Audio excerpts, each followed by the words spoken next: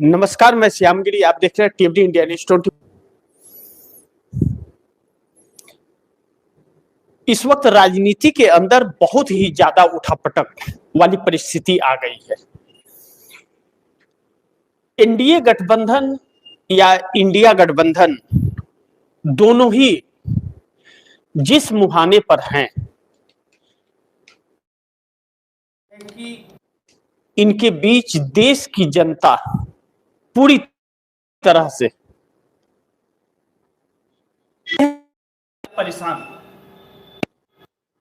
कीमत तो चुकानी देश की जनता को ही पड़नी है और चुका भी रही है। देश की जनता लाइनों में दिख भी रही है, लेकिन क्या इसका कोई भी प्रभाव देश की इस सरकार के ऊपर पड़ रहा है? जो जनता सोच रही है या जो जनता बोल रही है उसका लगता तो नहीं है। लेकिन एक बात सत्य है और यह साफ झलकता है कि प्रधानमंत्री नरेंद्र मोदी की सोचने की क्षमता खत्म हो चुकी है। वह मानसिक तौर पर बहुत ही परेशान है और इस परेशानी का कारण यह है कि 12 सालों से, जो 2014 से और 2026 28 फरवरी तक जो भी हालात थे वह मैनेज किए जा रहे थे और 2014 से 2024 तक जो पिछली सरकारों ने दौलत अर्जित की थी देश की, 10 सालों में उसे बेचा खाया। और 24 के बाद जिस तरह से स्थितियां बदली, कानून बदलकर, विपक्ष पर हावी होकर, न्यायपालिका पर कब्जा कर संवैधानिक संस्थाओं को अपने साथ मिलाकर, मीडिया को दलाल बनाकर, जिस तरह से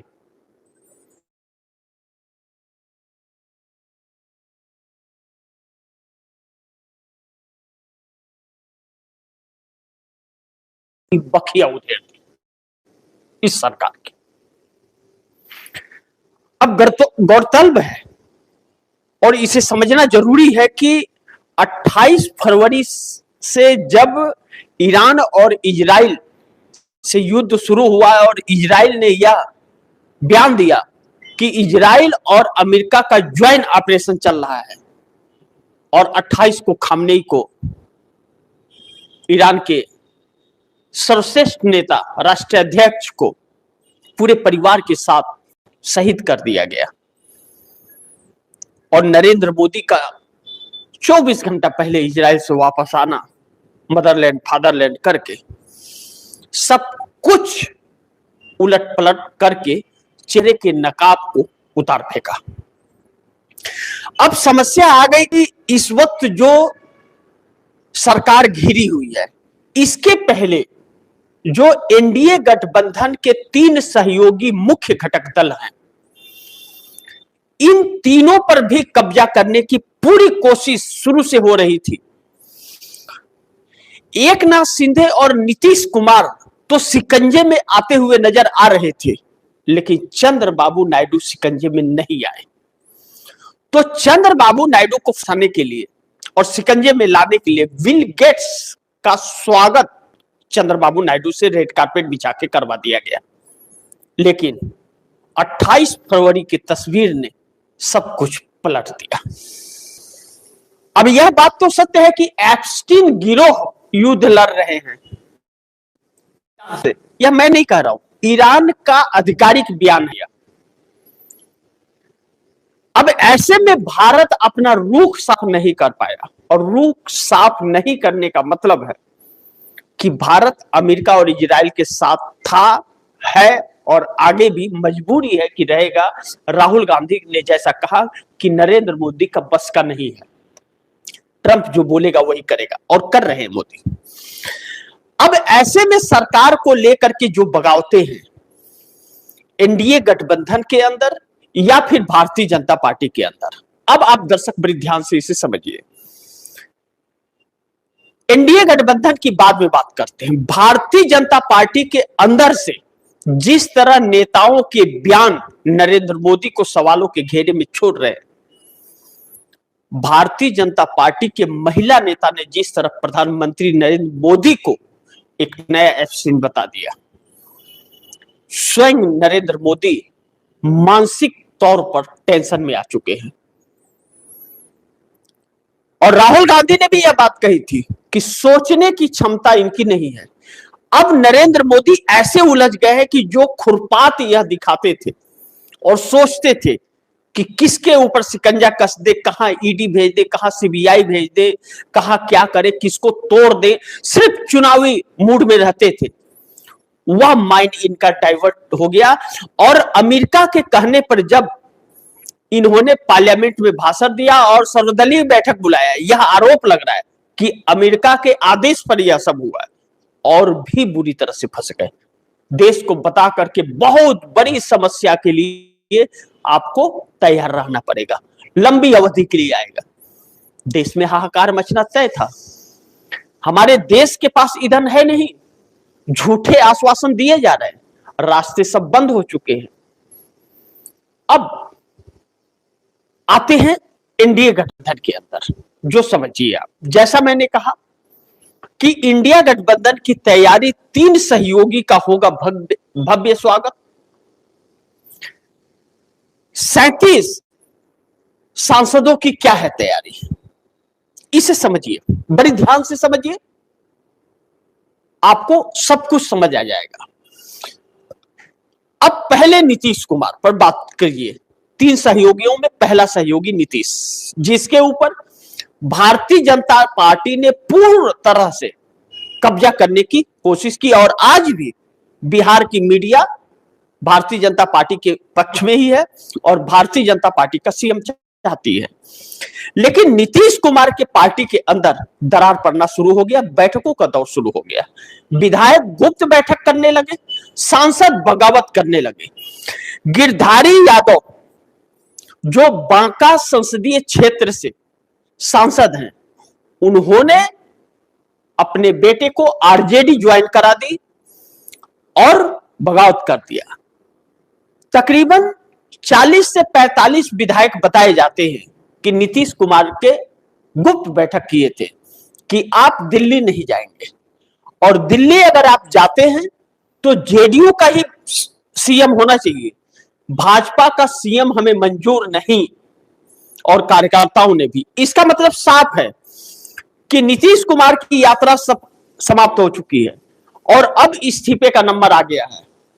अब नीतीश कुमार अगर बिहार छोड़ते हैं तो पार्टी दो फाड़ हो जाएगी, इस बात से इंकार नहीं किया जा सकता। अगर नीतीश कुमार के 12 सांसदों में 5 सांसद भी टूटकर इधर से उधर हो गए और 20 से 30 विधायक भी इधर उधर हो गए तो नीतीश कुमार का वजूद समाप्त हो जाएगा पार्टी का। ललन सिंह और संजय झा के बस का नहीं है। निशांत कुमार सक्रिय हैं लेकिन नए नेता हैं, अभी उन्हें बहुत वक्त लगेगा राजनीति को समझने में, नए नवेले हैं। भले उनके आसपास मनीष वर्मा हो, लेकिन ललन सिंह संजय झा जैसे भाजपा के स्लीपर सेल निशांत कुमार को निष्क्रिय कर देंगे, गलत माइंड डाइवर्ट कर देंगे उनका। यह बात नीतीश भी समझ गए। नीतीश ने कल अचानक बंद कमरे में निशांत कुमार के साथ, अपने बेटे के साथ बैठक की। कहा जा रहा है कि बिहार छोड़ने और भारतीय जनता पार्टी का सीएम बनाने के पक्ष में निशांत कुमार भी नहीं है। एक असमंजस परिस्थिति आ गई उनके सामने कि उनकी पार्टी के लोग यह चाहते हैं कि वह इंडिया गठबंधन के साथ रहे। इंडिया गठबंधन की तरफ से अखिलेश यादव ने बार बार ऑफर दिया, प्रधानमंत्री का भी ऑफर दिया, जो भारतीय जनता पार्टी कभी भी नहीं दे सकती है। नरेंद्र मोदी के गिरते ग्राफ और नरेंद्र मोदी की सच्चाई सामने आने के बाद अब असमंजस परिस्थिति नीतीश कुमार में है।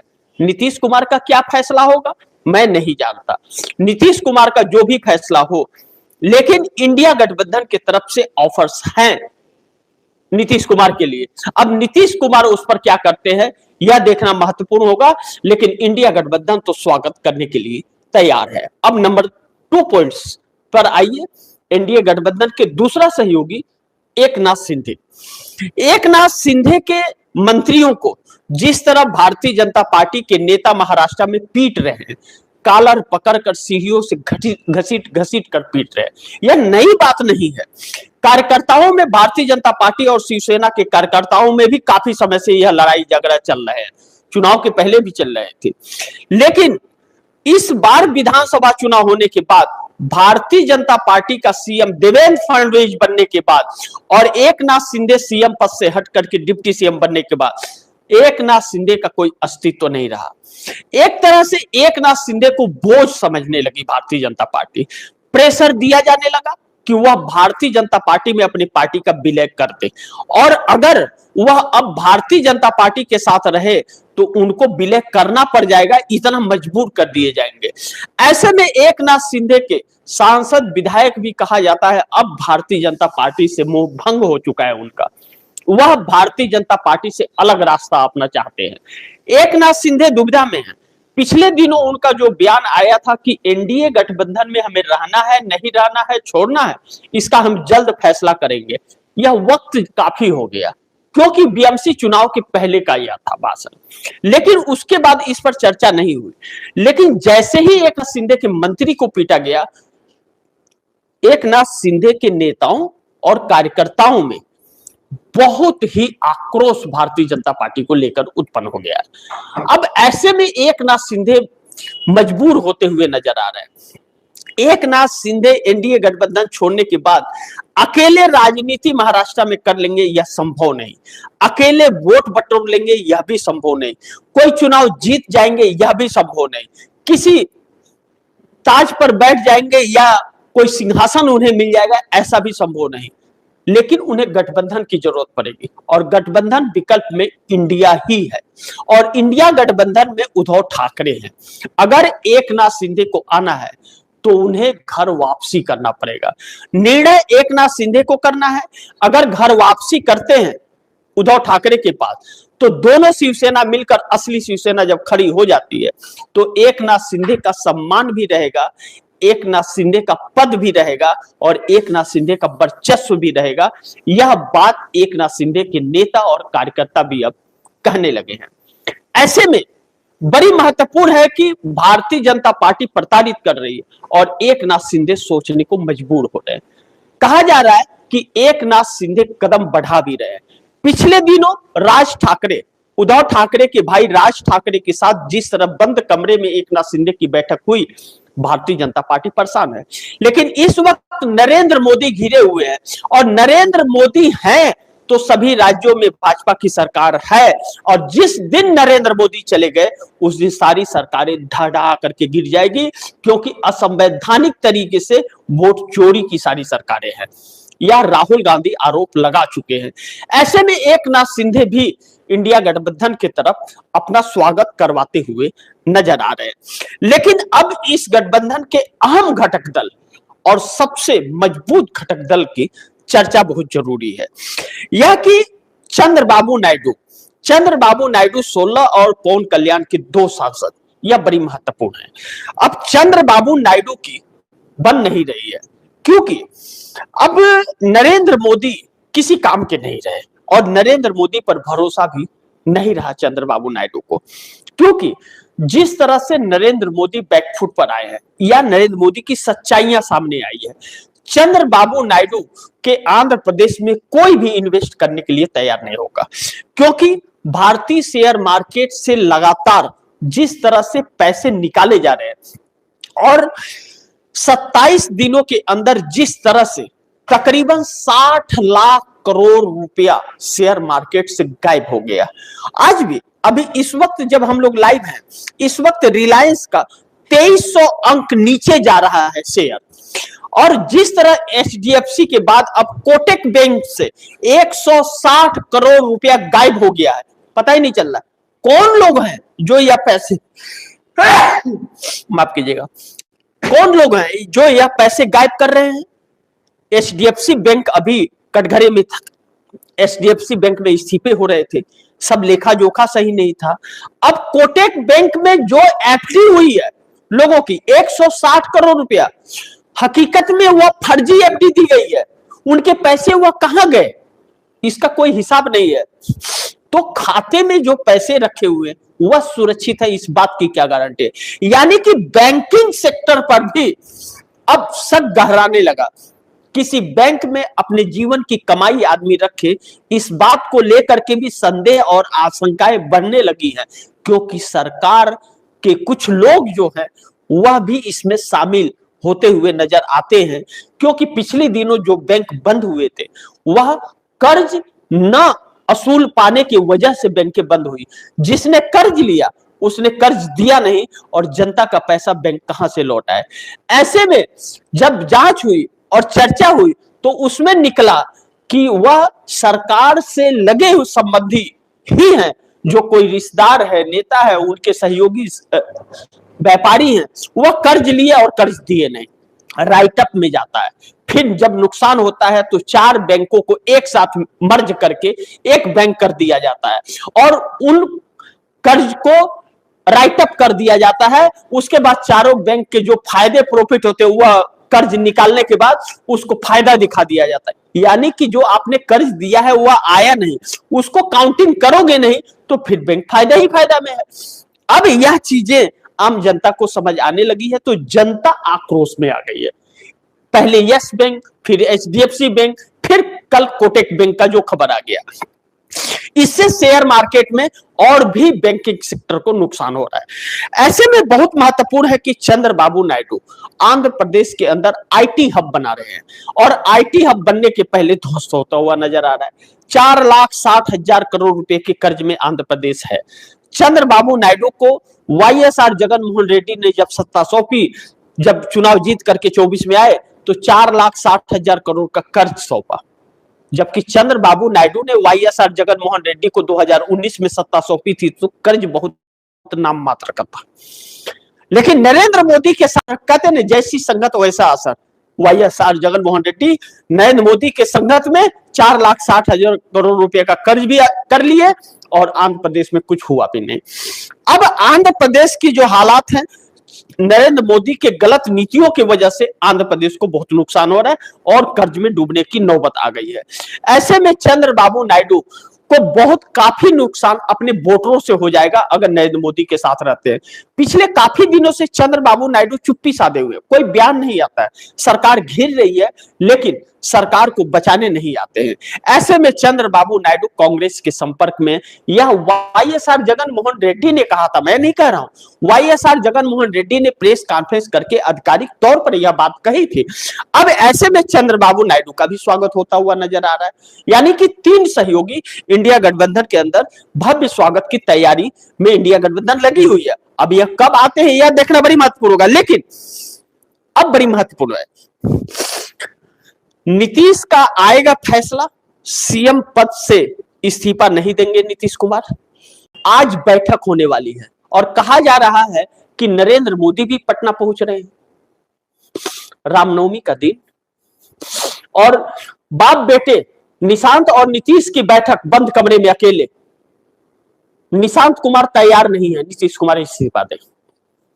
हर जगह घूम घूम करके निशांत कुमार सबके नफ्स को टो रहे हैं। अब गिरधारी यादव सांसद बगावत कर दिए, विधायक अलग बैठक कर रहे हैं कि आप मत जाइए, और जाएंगे तो जेडीयू का ही, भारतीय जनता पार्टी तैयार नहीं है। लेकिन दुविधा में दोनों गए रहमन मिले नदाम, जो कहावत कहते हैं, कहीं ऐसा ना हो कि भाजपा पे लागू हो जाए, कि बिहार भी चला जाए और दिल्ली भी चला जाए सीएम के चक्कर में। आज नरेंद्र मोदी के साथ बैठक में क्या होगा यह देखना बड़ी महत्वपूर्ण होगा।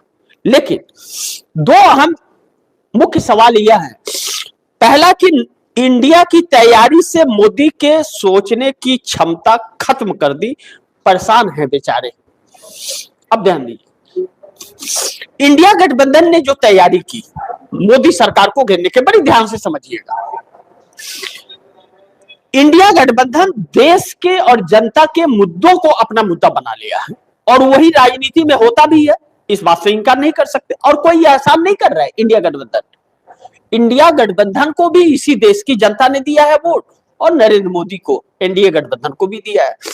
अब सवाल यह है कि नरेंद्र मोदी जिस तरह से फेल हुए हैं और नरेंद्र मोदी का खिलाफ भारतीय जनता पार्टी के अंदर के नेताओं से जिस तरह बयान आ रहे हैं, उसके बचाव में भी भारतीय जनता पार्टी का कोई नेता नहीं आ रहा है। कल जिस तरह से एक महिला नेता ने भारतीय जनता पार्टी के नरेंद्र मोदी के चरित्र पर सवाल खड़ा कर दिया, रिश्ते पर सवाल खड़ा कर दिया, कोई भारतीय जनता पार्टी का नेता उसके खिलाफ प्रेस कॉन्फ्रेंस नहीं किया, उसको अस्वीकार नहीं किया और बयान कोई नहीं आया, इसका मतलब स्वीकार कर लिया। एप्स्टीन फाइल में कई बार नरेंद्र मोदी का नाम आया हुआ है, ईमेल आईडी सबके साथ। अनिल अंबानी और एप्स्टीन के चैट में, व्हाट्सएप चैट में डायरेक्ट नाम आया हुआ है। पेट्रोलियम मंत्री हरदीप सिंह पुरी और एप्स्टीन की मुलाकात में डायरेक्ट चर्चा हुई है, यानी कि नाम है, और इसे छिपाने की कोशिश में यह जंग हो रहा है और इसे ही छिपाने के चक्कर में इजराइल और अमेरिका के साथ में है मोदी। यह हर कोई जानता है और यह ईरान भी जानता है। ईरान जो भी छूट दे रहा है भारत को इस वक्त, वह भारत की जनता की वजह से दे रहा है, नरेंद्र मोदी की वजह से नहीं। और अभी राशन कार्ड दिया है उसने, राशन नहीं दिया है। और अब जो युद्ध परिस्थितियां आने वाली है, वह परिस्थितियां नरेंद्र मोदी को बहुत मुश्किल में डालने वाली है। पूरी तरह से जनता सड़क पर आकर के खड़ी हो जाएगी, एक एक दाने को तरसने वाली है। ईरान झुकने को तैयार नहीं है, 10 साल युद्ध लड़ने को तैयार है। कहते हैं ना कि एक चींटी हाथी को नचा रही है, छटपटा रही है हाथी, क्योंकि उसके असली स्थान पर ढुक गई है सूंड में और वह छटपटा रहा है। अमेरिका विश्व का सबसे शक्तिशाली देश बनता है, लेकिन उसको ऐसी नाच नचा रहा है ईरान की नानी याद आ गई है। अब ऐसे में नरेंद्र मोदी अमेरिका के साथ खड़े हैं और राहुल गांधी कहते हैं कि इससे बचने का रास्ता बहुत आसान है, लेकिन नरेंद्र मोदी के बस का नहीं है। राहुल गांधी ने आधिकारिक बयान दिया, पीटीआई और एएनआई आईएनएसआई को भी यह बयान दिया राहुल गांधी ने आधिकारिक तौर पर। अब राहुल गांधी के कहे अनुसार अगर नरेंद्र मोदी को इस देश को बचाना है तो यह कह दे कि हम इस युद्ध में अमेरिका और इजराइल के साथ नहीं है, वह गलत तरीके से ईरान को प्रताड़ित कर रहे हैं, ईरान के शीर्ष नेतृत्व को धोखे से मारा है। ईरान के रिश्ते फिर भी सही हो जाएंगे। आज भी ईरान भारत के लोगों से बहुत प्यार करता है और बहुत साथ देता है। जो भी शिप आ रहे हैं वह भारत की जनता की वजह से आ रहे हैं। अब ऐसा करें तो नरेंद्र मोदी हमारे देश में आपदा जो कह रहे हैं लंबी अवधि के लिए आने वाला है, वह नहीं आएगा, सारी शिप हमारी बाहर आएगी। लेकिन यह हिम्मत उनके अंदर नहीं है, क्योंकि एप्स्टीन गिरोह में शामिल है, यह ईरान आरोप लगा रहा है। ऐसे में नरेंद्र मोदी हर वह काम करेंगे जो अमेरिका और इजराइल कहेगा। ऐसे में भारत में कोई व्यापारी अब नहीं आएगा और ऐसे में सारी दिक्कतें देश में आने वाली है। तो सहयोगी दल इनके साथ क्या करेंगे, इस बात को चंद्रबाबू नायडू सोच रहे हैं। और नरेंद्र मोदी का माइंड जो है, माइंड उनका डाइवर्ट हो चुका है। अब जो चुनाव प्रचार में बाकी चीजों में रहता तो वह अब इसमें लग गया कि कैसे अपने आप को बचाए, वह बच नहीं पा रहे हैं। ऐसे में नरेंद्र मोदी बड़ी मुश्किल में पड़ गए हैं। नरेंद्र मोदी क्या करेंगे नहीं करेंगे मैं नहीं जानता, यह वक्त बताएगा। लेकिन नरेंद्र मोदी अब अपने आप को बचाने में है और नरेंद्र मोदी को बचाने के लिए भाजपा का कोई नेता भी नहीं आ रहा है, यानी कि भाजपा के लिए भी नरेंद्र मोदी बोझ बन गए हैं। अब भाजपा के लिए भी नरेंद्र मोदी बोझ बन गए। ऐसे में चंद्रबाबू नायडू बहुत जल्द छोड़ सकते हैं, ऐसी उम्मीद जताई जा रही है जिस तरह से उनके कथन है। लेकिन दूसरी तरफ नीतीश का अलग रास्ता है। नीतीश सीएम की कुर्सी के लिए प्रताड़ित है और नीतीश के नेता सीएम की कुर्सी के लिए परेशान है। एकनाथ शिंदे अपनी पार्टी के अस्तित्व के लिए परेशान है, बार बार पीट रही है। तो ऐसे में तीनों सहयोगी जो हैं उनके पास विकल्प इंडिया गठबंधन में स्वागत कराएं अपना, यही बचता है।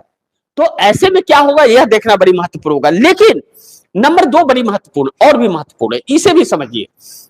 नंबर 2, नीतीश मोदी के लिए सरदर्द बन गए। जेडीयू के सांसद गिरधारी यादव जो बांका संसदीय क्षेत्र से सांसद हैं, उन्होंने बगावत कर दिया। अब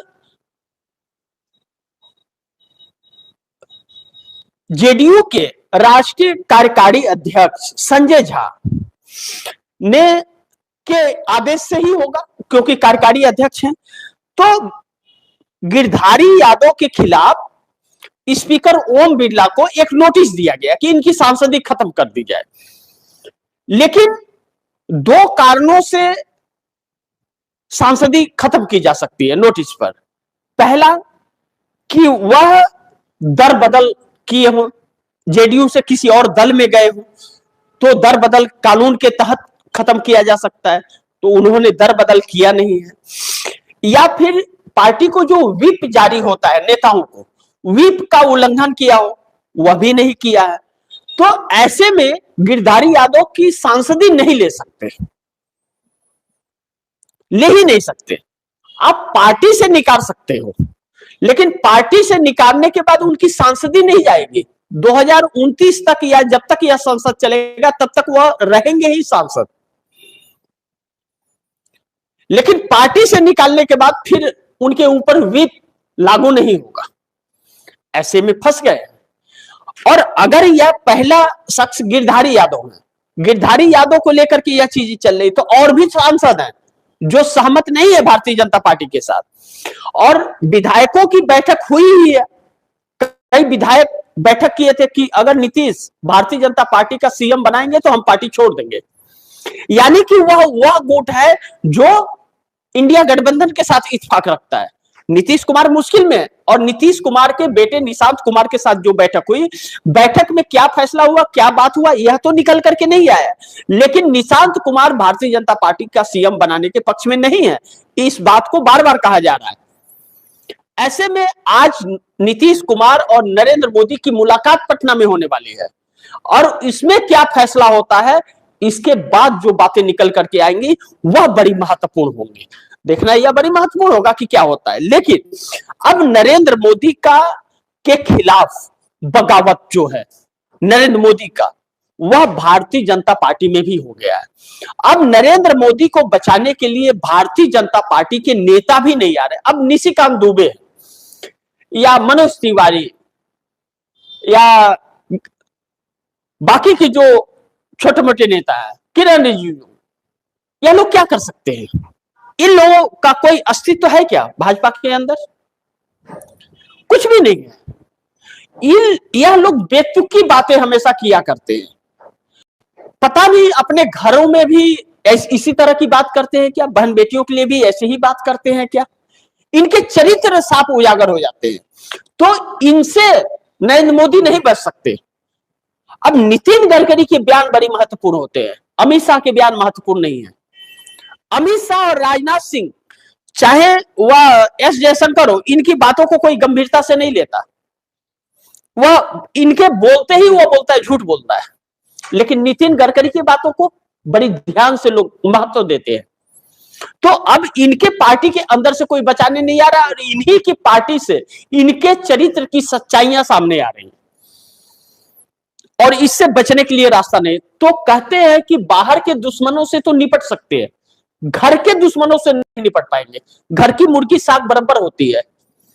तो अब नरेंद्र मोदी घर में घिर गए हैं, तो बाहर इंडिया गठबंधन इनको घेर लिया है, इनके ऊपर हावी हो गया है।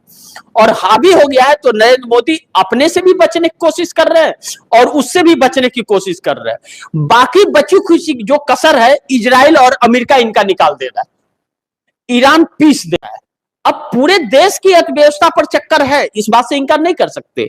लेकिन भारत पर स्वयं का बुलाया हुआ आफत है, जिसके वजह से जनता अब बहुत परेशान होने वाली है। 1 अप्रैल से जो परिस्थितियां आने वाली है, जो नया साल 1 अप्रैल से चालू होता है, वह कमर तोड़ होने वाली है कि आय चवन्नी नहीं होगी और खर्च जो है वह रुपया होगा। आय चवन्नी, बड़ी ध्यान से समझिए, आय चवन्नी नहीं होगी और खर्च रुपया होगा। रोजगार है नहीं, रोजगार चले जाएंगे करोड़ों की संख्या में। जो कोरोना काल में रोजगार गया था वह तो छोड़ दीजिए, घर से भी काम कर रहे थे आप, यहां तो घर से भी करने को नहीं मिलेगा। अगर ऐसी आफत आ गई तो आप क्या करेंगे? यह नरेंद्र मोदी को पता है कि बहुत बड़ी समस्या आने वाली है, और यह सब नरेंद्र मोदी के नाकामियों की वजह से, जो जा करके गले मिलते थे, हाँ हाँ ही जो करते थे, यह पिछली सरकारों के सम्मानों का लाभ उठाया इन्होंने और अपना कोई सम्मान बनाया नहीं। आज सारे सम्मान को ध्वस्त कर दिया। 12 सालों में लोगों ने समझ गया यह सिर्फ हंसने वाला और बेकार की बातें करने वाला है और काम कोई नहीं है, क्योंकि यह हर जगह अडानी के कॉन्ट्रैक्ट के लिए काम कर रहे थे, देश के लिए नहीं। यही वजह रहा कि ऑपरेशन सिंदूर के वक्त जब पहलगाम हुआ था, उसके लिए जो ऑपरेशन सिंदूर चलाया गया, कोई भी देश हमारे देश के साथ खड़ा नहीं था। श्रीलंका हो, बांग्लादेश हो, चाहे नेपाल तक हमारे देश के साथ नहीं खड़ा था, थलग थे, और अमेरिका को सीज फायर कराना पड़ा। या मैं तो नहीं कर रहा, ट्रंप ने कहा, अगर नहीं कराया तो मोदी कहे कि नहीं हमने किया। ट्रंप कौन होता है सीज फायर कराने वाला? हिम्मत नहीं है। राहुल गांधी की बातें फिर सच हो जाती है। ऐसे में देखना यह महत्वपूर्ण होगा कि क्या होता है।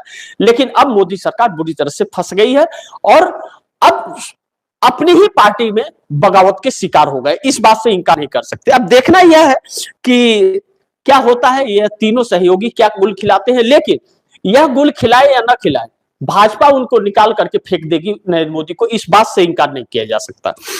बाकी आप दर्शकों की क्या राय है, क्या सुझाव है, कमेंट बॉक्स में जरूर दीजिएगा। इस खबर को ज्यादा से ज्यादा शेयर कीजिएगा, अपने दोस्तों को भी कहिएगा आगे शेयर करें। आपने अगर टीएफडी इंडिया न्यूज़ 24 को सब्सक्राइब नहीं किया, सब्सक्राइब कर लीजिए, अपने दोस्तों को भी कहिएगा सब्सक्राइब करें। मिलते हैं अगली खबर के साथ, तब तक के लिए नमस्कार।